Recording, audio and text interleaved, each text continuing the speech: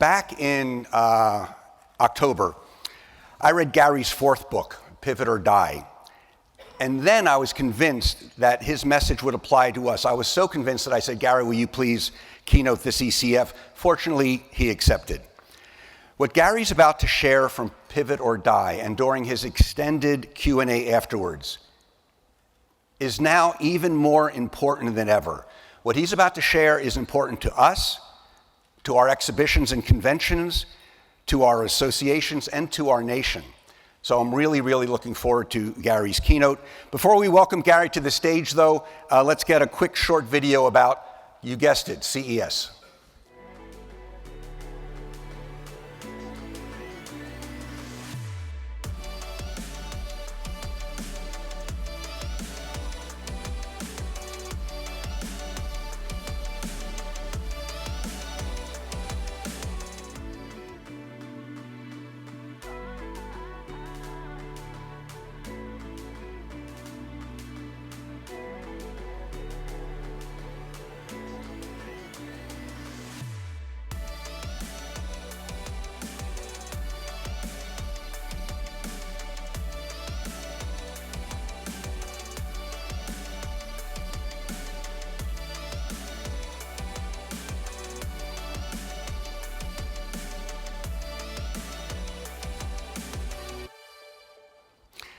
Gary, the stage is yours. Thank you, Sam. Thank you very much. Appreciate that. Thank you, Sam, Ellen, and your team. I have to tell you the truth. Sam is a CES alumni. How many people here, could you by a show, raise your hand if you're either a CES, CTA alumni, or you presently work there, or you're a contractor for CTA or CES? Oh my gosh, thank you all. For the 3 people that are not, I'm happy to be here. Actually, this is very intimidating. I realize I've been giving about 1 speech a week lately, but this is like my peers and colleagues. My heart's beating. That's very exciting. So what I'm going to do is I'm going to speak for 20 minutes, and then Sam's going to come back up and help field questions. When you're asked, when you speak, please, whoever gets the first question, I will buy you a pizza, just to break it up.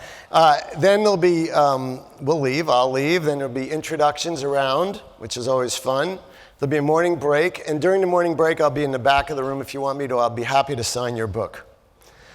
But I want to start with something different than I've ever done before.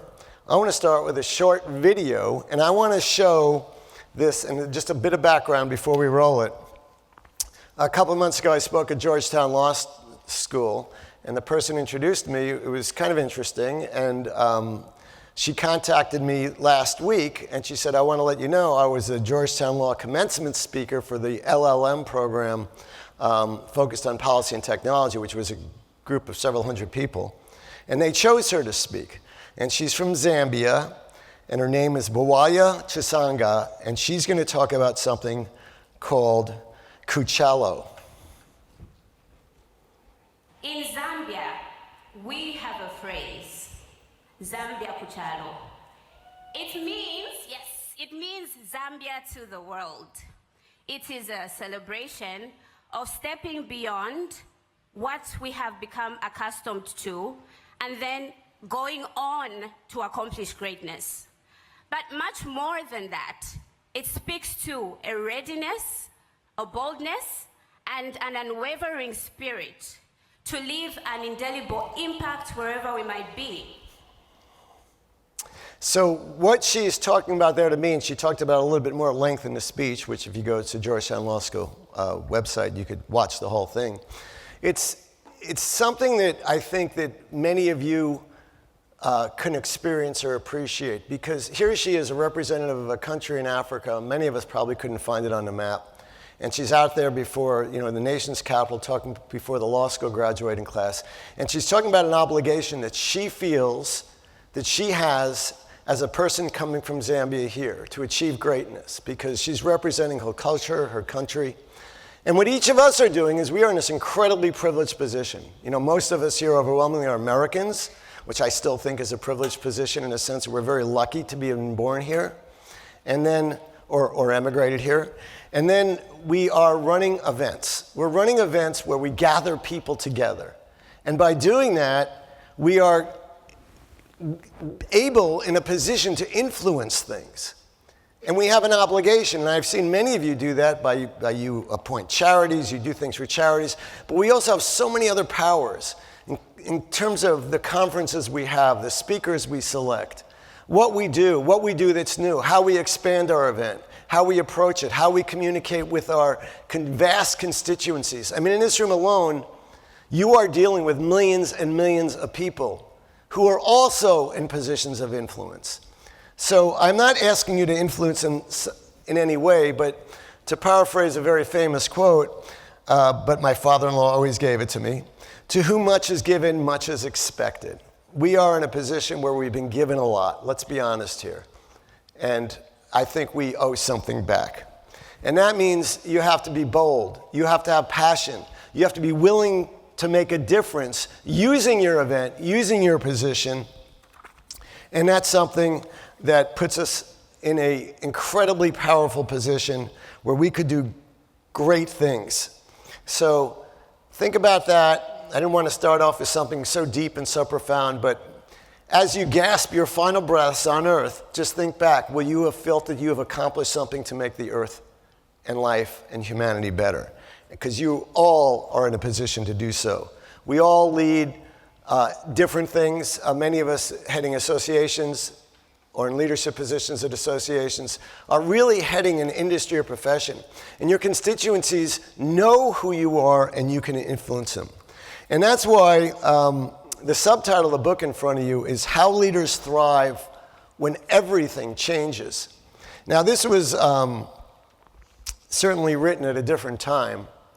It was written when I didn't think we'd have the president we have, but it was really based on COVID. But, you know, we are in a different time now. It's just a reality. And we choose how we deal with it. We can accept it. We could rebel against it. We could be in denial. We could say the sky is falling. We could view it as an opportunity, which I know many of you do. Or we could view it as a challenge to be overcome. When I was first put in my position to head up the Consumer Technology Association, or its predecessor, actually, it was in 1991. We were in the middle of a recession. And I lamented to the chairman of the board that hired me, John McDonald, president of Casio, who was a huge exhibitor at the time. I said, wow, I can't believe you give me this job in the middle of a recession. Thanks a lot. Instead of saying, thank you, he said, Gary, an idiot could run your job in good times. We need someone with some street smarts and knows what's going on. And that's why I guess I'm still here. So Pivot or Die is the book that's in front of you, and it's about the decisions we make in life. And we make a lot of them. We pivot. Every decision you make, think about it, and you make a lot of them, you just don't even pay attention to them anymore. They're probably not that significant, like, you know, what movie you watch or what you do or whatever, what you eat. But there are big decisions in life, and they determine the arc of your life at certain points. In my position now, for some reason, I'm speaking to a lot of younger people and counseling them on what they should do with their careers and how they should make their decisions. And they're laboring over what college they go to or what their first job is. Should they take a first job with us or with somebody else? And my answer to them is, look, I know this decision feels extremely important to you. But in reality, there's only really 4 big decisions you make in life. That is, if and who you marry, or who and if you marry. I guess you should have the if after the who. Whether or not you have children, because that's like a lifetime commitment. Whether you do something fundamentally unsafe, like drunk driving or jumping out of an airplane without a parachute, or whether you do your own stunts like Tom Cruise does. And the 4th one is whether or not you commit a felony. So those are 4 big decisions. But the other decisions, especially the ones I was talking about, where you go to school and what kind of first job, your criteria should be different. Your criteria should be, where will I learn the most? Where's my passion? With your first job, will I learn different things? Will I be in a position to do different things and experience different things? Will I be able to move around in the organization once I learn things? Do I have those opportunities?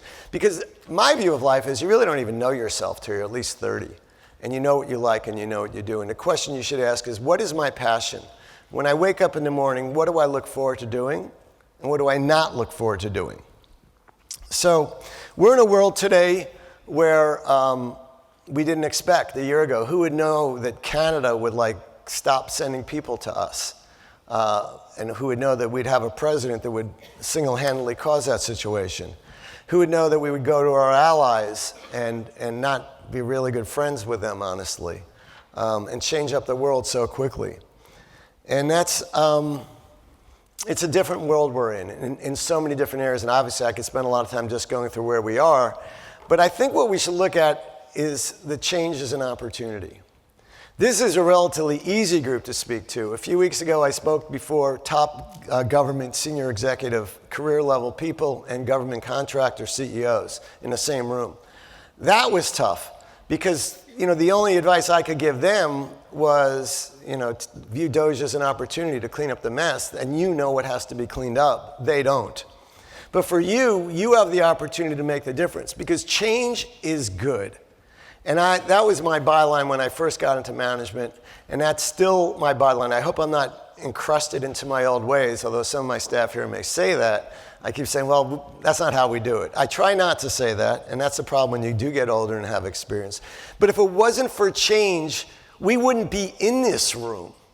We wouldn't have events. Because the only thing that really happens at your events is something's new. There's more research, there's a new product, there's a new business model, a new service. That's what change is about. And it's our job to figure out what that change is and then to share it with our constituencies so they learn something new, so they have the synergies which give them a business opportunity, a career opportunity, a research opportunity that's different. And that is our obligation. And how do we get that change then? As organizers, certainly, let's be honest, everyone said, wow, you're focused on innovation. Well, I've never patented anything or really created anything. I'm not the innovator. The innovator are our exhibitors and our sponsors. They're the ones that are doing things. But the truth is we have the opportunity to try to identify them, to promote them, to help guide people and to see what's different. And that's what we can do. So changes, we should be embracing change. Yesterday, some of us heard a talk by Freeman, Ken from Freeman, about how, it seems pretty dismal out there to the trade show organizers, but to the rest, to our exhibitors and our attendees, actually they're pretty optimistic, despite everything going on in the world. But we can do things to catalyze change. We can actually make sure that every one of our events has a certain number of brand new things that we do. We do that at CES. If we don't have a whole bunch of new things to talk about, you'd be having someone else stand here at this podium, and soon you will. Thank you, Kinsey. Kinsey Fabrizio, our new president, by the way. Thank you, Kinsey. But everyone you choose as a keynote or a featured speaker, you're making a statement there about what you think is important. We ask, I think we actually require our keynote speakers to announce something new. And we want them to save it for us. And we have a contract that says that. If they ignore the contract, that's a different question. What are we going to do? But that's really important. And we also try to make our own announcements. And we've made a whole bunch just 2 weeks ago. I think we had 3 different announcements in 1 week. We announced, I was in France 2 weeks ago at Cannes, the film festival, and we announced a joint venture with them, a deal. We announced a special new area of the show focused on all sorts of cool things like blockchain and artificial intelligence and quantum and things like that. The Foundry, which is more of an area that people, which not necessarily great on exhibits, but conferences, because some of these things are difficult to have an exhibit for. And we announced, oh, of course, we announced CES Unveiled Europe. How could I forget that one? So we took an event that was focused on either France or Netherlands, and we have now designated all of Europe because we recognize the world is changing. And of course, in our view, especially as Americans, the world is in crisis. And I'll say, having just spent some time with Kinsey and others in Europe, they have a different view. I said, thank you for doing this, because now you've realized you've made us self-sufficient. We're not going to rely on you anymore. I mean, we meaning the United States, and them meaning Europe. But I still think we have an opportunity here, not only in terms of defining what's new and what's good, but also in terms of recognizing our function in times of crisis, which I would say this is a quasi-crisis for the world. I've been through the recessions of 1981, 91, it seems like every 10 years, 1999, 2000, and I've been through then September 11th, and also with all of you in COVID. Every one of those was a crisis for trade shows. And every one, it felt like the sky was falling. But you know what we did on each one of those? We know that the human condition is such that we want to be with each other in times of crisis. We want to have a reality check and know that our colleagues, our peers, our friends, our industry can gather in a place. And we could do reality checks and boost up each other because that's what humans do. We provide the special forum for that as event producers. And that's a message we have to get out there to those that are anxious or those that are concerned. And we have a special obligation this time, talks about it difficult to get to the US, or they don't really want us, or they'll hold us up at the border, or they're mean. We're not mean. We are not President Trump. We are people that want to convene and bring the world together. And that is an important message that we get out. You don't have to mention Trump's name. I told myself I wouldn't mention his name. Just forget about that. The other thing we do is we provide what the internet can't. And although I'm the paid cheerleader for the technology industry, I believe face-to-face is important. The 5-sense experience of a trade show is important. That we need to gather and see each other, because not only do we have that relationship building that only a 5-sense experience can have, we also have the serendipity, the discovery, the joy of learning or seeing something new. Because when I talk about innovation, having written a lot about it and talked about it, innovation is simply putting two disparate ideas together in a way that has value. And that's what we do at the events we provide. We are stimulating our audiences to be creative and to think and to do business differently, to have new relationships. And that always has to be out there, which is why one of the things we as a matter of culture, and I know many of you also, we look at not the biggest exhibitors. We look at the smallest exhibitors. We have a special obligation to them. And I know many of you, and we have a special area of the show with special benefits for startups. And it is a very exciting area. And the big companies like that because it's a matter of our culture, but it's a matter of their self-interest. Because they know as big companies, innovation is difficult. So what they have to do is they have to, in a sense, see small companies, and what exposes them more efficiently and better than one of our events, where they can go and see all these small companies. And what do they want to do? They want to learn, because they know if you talk to big company CEOs, what do they worry about? How do I get innovation in my own company with all the bureaucracy and levels of change? And they have all sorts of ways of doing it. I could give that in a different speech. I've talked about it with them, but they are very concerned because innovating in a big company is a challenge. Because first of all, they're focusing on their big bread and butter. And second of all, there's just levels, and every level is encouraged to say no. And there's all sorts of ways companies like Apple with Skunkworks and others have gotten around it by funding things or by funding individuals with ideas or a suggestion box. There's all sorts of ways. But at a trade show, you can go and you can see someone else's ideas with a fresh approach. You could partner with them, you can invest in them, you could be their first customer, and you can acquire them. Now, we've just suffered from 4 years of an administration. See, I'm an equal opportunity criticizer here. 4 years, my staff knows what I'm going to say now. 4 years of an administration that thought big was bad, and they didn't want big companies to buy small companies. It was a tragedy because it really restricted investment in startups because you need an exit. Trade shows help small companies provide that exit, get that investment, expose themselves to all sorts of people, whether it's media, buyers, distributors, retailers, big companies, partners.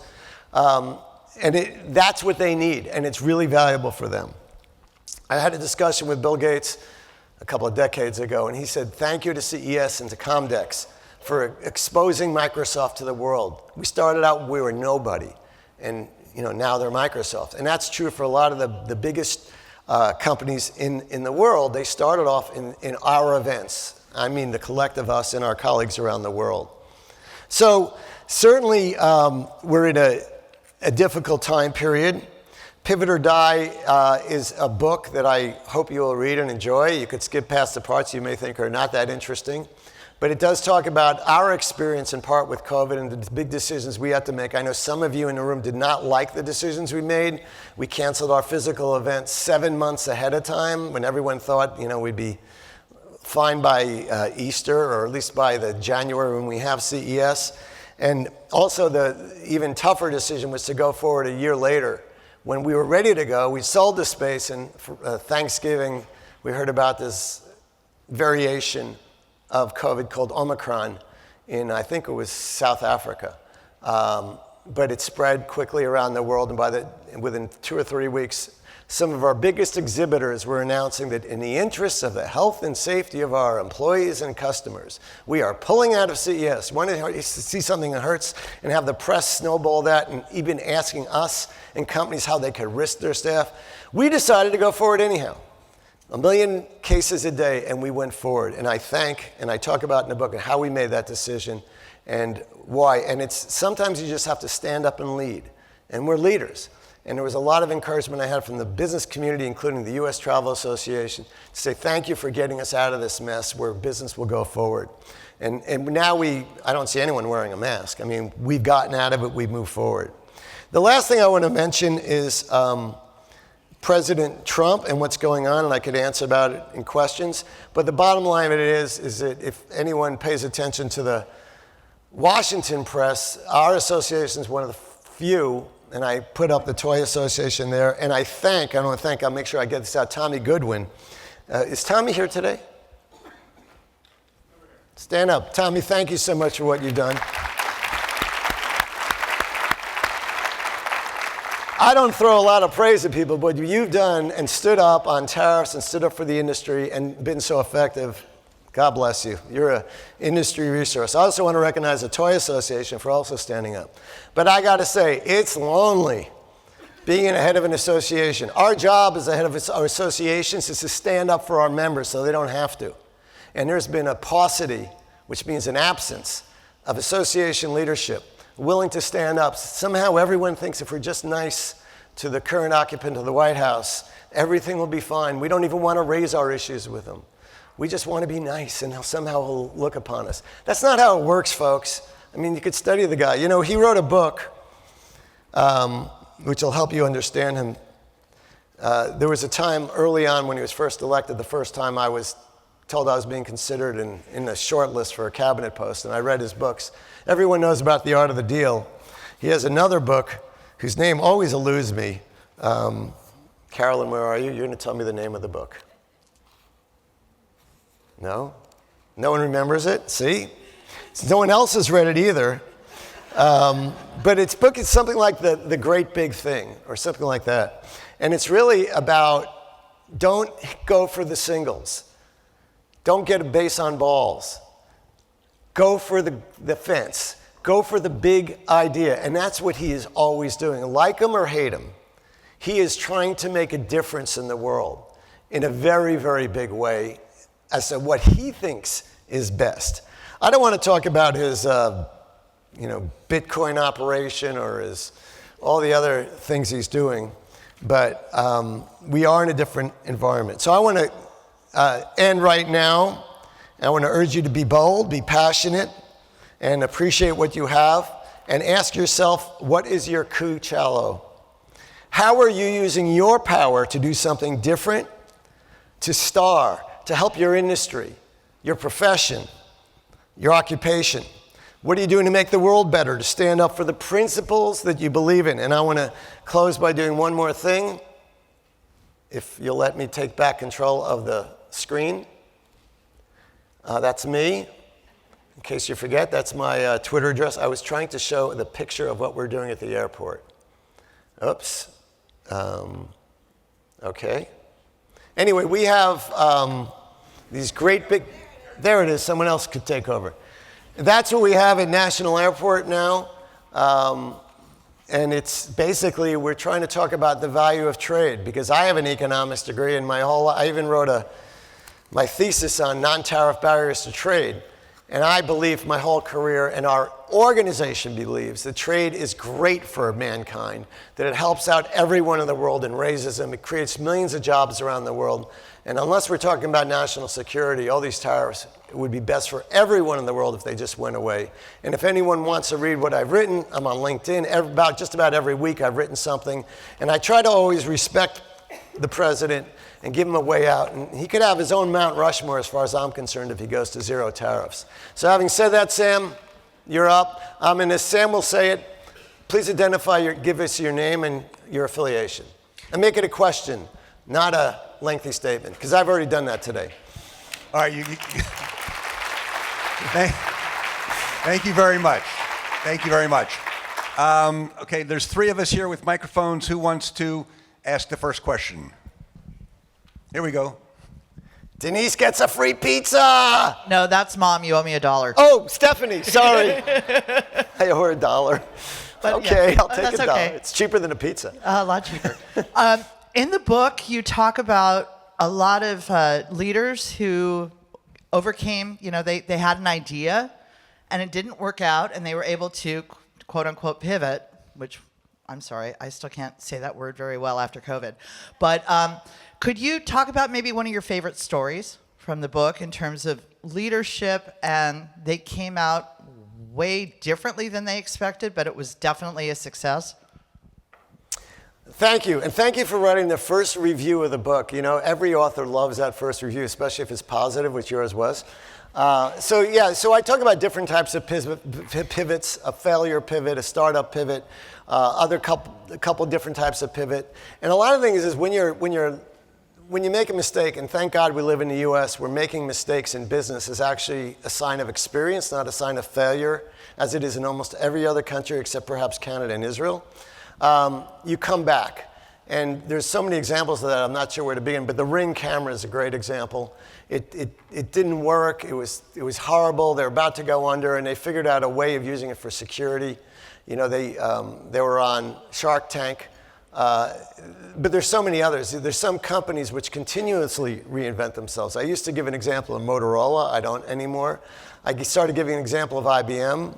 Really, they were big mainframe, they were punch cards, mainframe computers, small computers, and now they're consulting. There's a lot of pivots companies have made just to survive. And when I think about it, I think about Jeff Bezos, who was not far from this stage at a lunch I went to, or it was a dinner, and he said, my job as the head of Amazon, I know our company is going to go under. I know, I just want to delay it by a few years because no company has survived more than 100 years or so. I know there's some Dutch companies, but not too many American companies have survived. And you can look back at the companies. So the lifespan of a company, or frankly even an association, usually isn't that great unless they're willing to pivot. Thank you, thank you. Over here, please. And introduce yourself, thank you. Hi, Doug Emsley. Hi, Gary. Hi, Doug. Everyone knows who you are, Doug. I was going to ask a question around tariffs, but in a bigger context. CES, #1 show in its segment in the world, based in Las Vegas. But since COVID, the world has been changing. More regional shows, less global shows. The rise of GITEX in the Middle East, about to double. Leap in Saudi Arabia, in 3 years become one of the biggest shows in the world, etc. How does CES respond with the current environment to be the #1 going forward and not become a regional US show? I appreciate the question, Doug, and I appreciate following you on Strava. This guy can run. Anyone else here on Strava? And I obviously was talking about some of the US things, and clearly by your beautiful, intelligent-sounding accent, you're smarter than all of us, but that's a great question. We have to adapt. We recognize there's challenges. We had 55,000 people come from outside the United States to Las Vegas last January. What will we have next January? I don't know. I'd like to have at least that number, but there is a reality out there. But what we've tried to do with CES as a strategy is not only be paranoid all the time, but also have new offerings and get the critical mass of people that globally that are focused on innovation.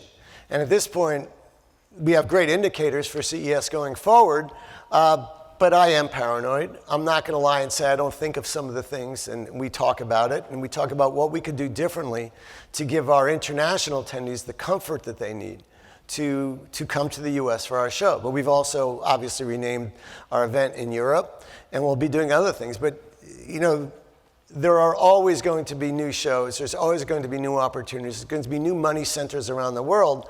One of the things we haven't mentioned, I haven't heard mentioned by anyone in the last 24 hours, is we actually have a benefit in the US right now. Because we're doing so many things differently, we have a weak dollar. It's a bargain to come to the US and spend your money in Las Vegas, right, Steve? I see Steve Hill there from Las Vegas. So we want what most Americans want, is we want people to come to the United States. Now, I know that to the rest of the world, given some of the public things that are going on even today about international students, we don't seem to have the welcome mat out. You know, if we only had a president that owned hotels, it would be different. All right, thank you.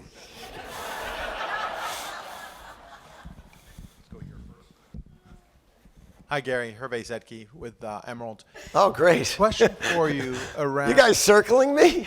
We are.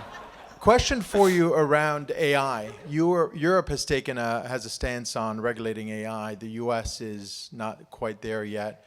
What's your perspective on the U.S. balance between innovation and governance?